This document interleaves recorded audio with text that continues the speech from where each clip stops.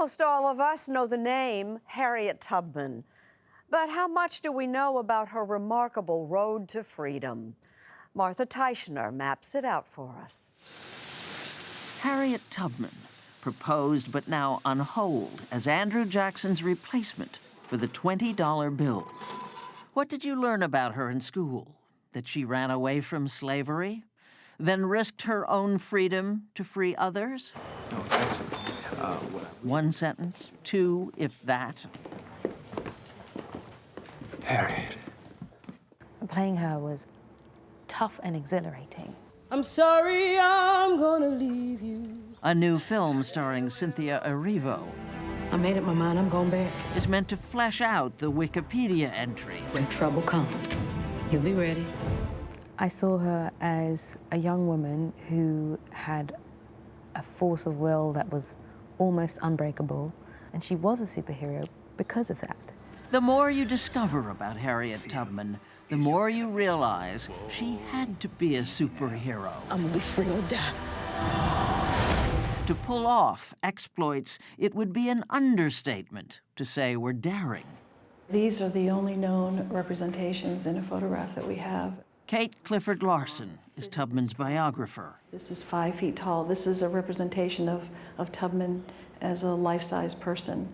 On the eastern shore of Maryland, where she was born, the Harriet Tubman Underground Railroad Visitor Center opened in 2017.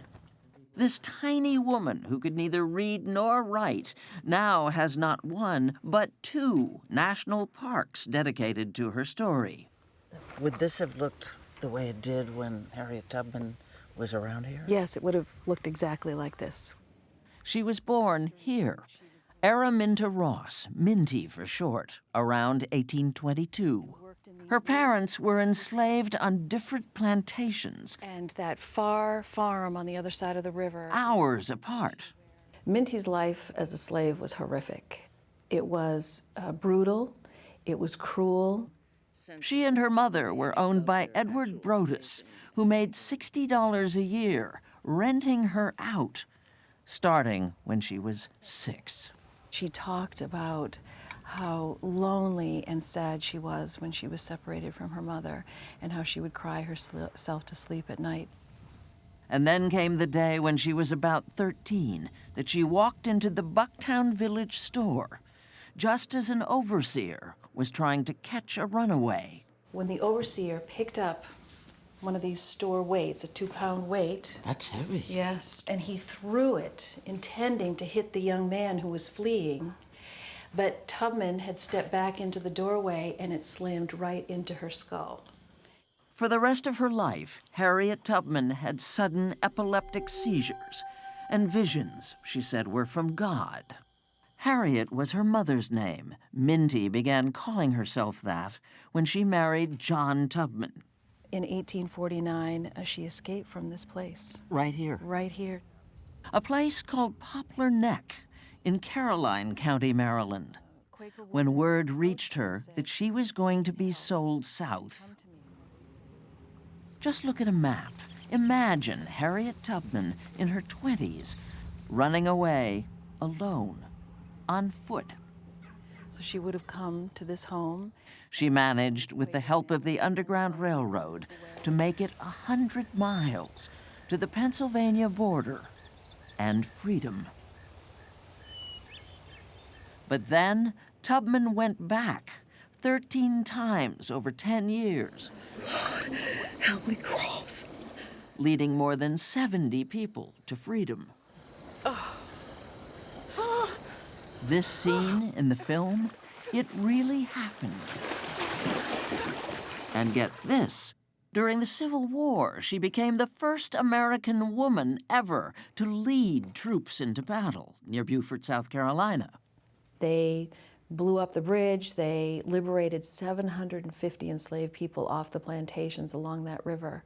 And the newspapers at the time wrote about this raid, and they credited the raid to the Black She-Moses. Harriet Tubman had an amazing Forrest Gump-like ability to be at the center of history. Her friends among its key figures, abolitionists Frederick Douglass and John Brown, Tubman was a passionate campaigner for women's suffrage alongside Susan B. Anthony. She spent the last 50 years of her remarkable life here in Auburn, New York, where William Henry Seward, President Abraham Lincoln's Secretary of State, and his wife Frances offered their friendship and support.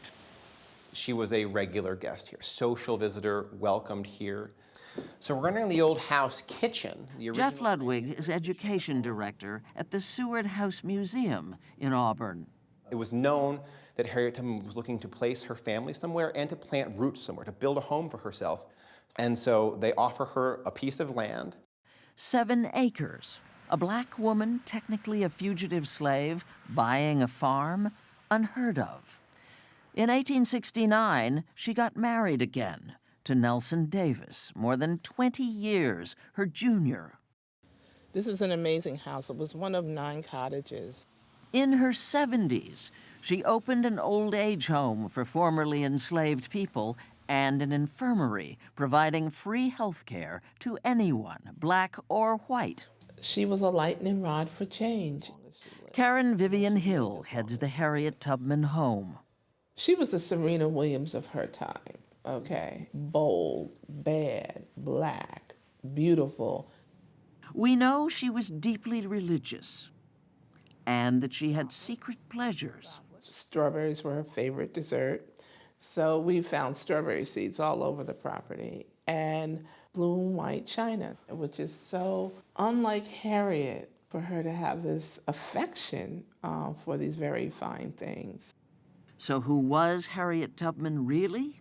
This is just the Tubman scrapbook, as my mother called it. To Judith Bryant, we've she was Aunt Harriet, I'm a great-great-grand niece. descended from Harriet's brother, William Henry Stewart. He and 2 other brothers she rescued from Maryland in 1854. She's got bragging rights, but chooses not to brag. It's my family. People always say, oh, I didn't know you were related to Harriet Tubman. Of course you didn't, but I did. We did. She invokes her famous relative when things go right. We have this expression, I do, it's Harriet's working overtime. She's sort of my guardian angel. Tough and resolute to the very end, this was Harriet Tubman the year before she died, in Auburn on March 10th, 1913. She was 91, or thereabouts. Her funeral was a major event. When you come here, how do you feel? Proud.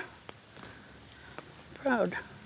Harriet Tubman's grave has become a destination, a shrine for visitors in need of a hero. But her epitaph reads simply, "Servant of God, well done."